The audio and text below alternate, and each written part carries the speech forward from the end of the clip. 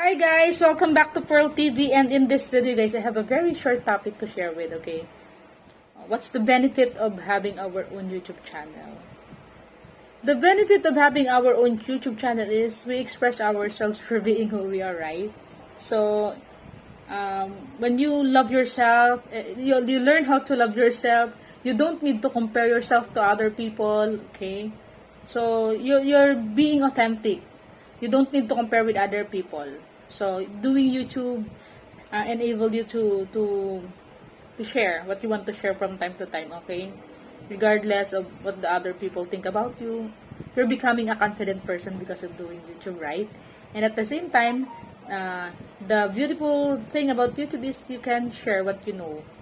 Sharing ideas, sharing your talent, sharing your skills, and so many things. And at the same time, you can promote peace on earth. Why? You're befriending with many people around the globe, right? So that's why I really love YouTube a lot. And at the same time, I learned so many things about YouTube.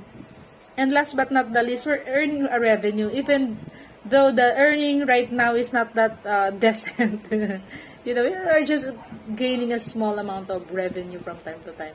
But we're happy. We're feeling contented. But no, we should not. We should not be contented. We should feel the challenge of improving ourselves from time to time, improving our content, and most of all, putting so many ideas that can impact into the world. Okay, so bye and thanks for watching. Love you all.